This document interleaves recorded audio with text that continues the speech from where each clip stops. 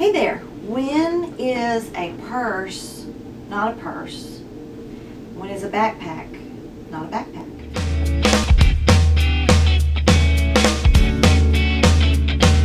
One, two,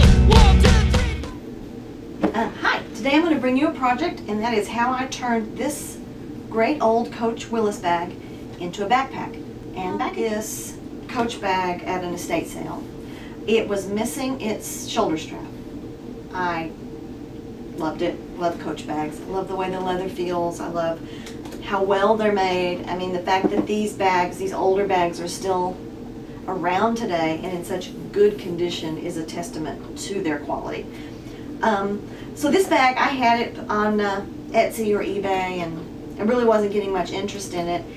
And I really like the look of it. It's the Willis bag, and it's got this sturdy bar here across that keeps it really strong. It's a little different from the station bag. It's a little larger, and the station bag doesn't have this bar across the front. And just for reference, this purse is 10 by 9 by 4, and it's just your basic satchel shape messenger bag with the flap and a twist lock.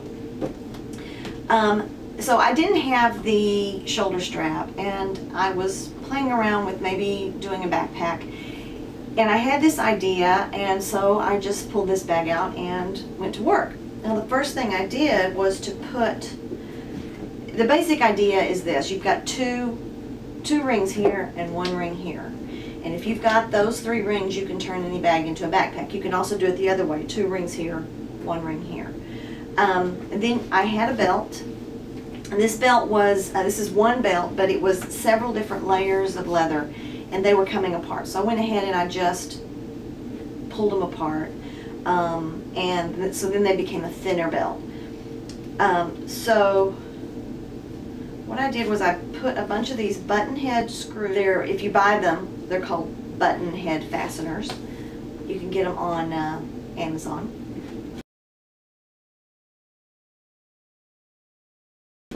And so for the shoulder strap, basically I have holes up and down one side. There's some holes on this side too. And then I have a couple of button head fasteners, 3 I think. So for the shoulder strap, there's a hole here. This goes in there, and there's holes up and down here. This one goes in there, and you have your shoulder strap.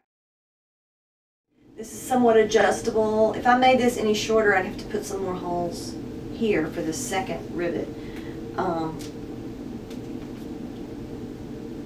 maybe add another rivet up here so that it could go into these holes. But I found this to be the most comfortable length. So then to switch it into backpack mode, you take that apart, and you're going to string through one of these through here, and then bring it up. So, and then this one, you're going to use some of the existing button heads, and I've placed them strategically so that this can be,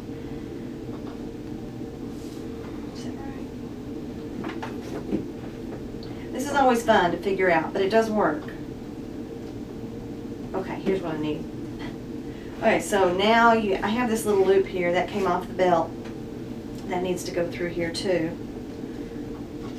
and it fastens down this loose section right here. So now that's not as loose. Okay, so now basically you've got your strap in a V shape in the back. Then you basically squinch yourself into it like this. And this arm has to go like that. So now,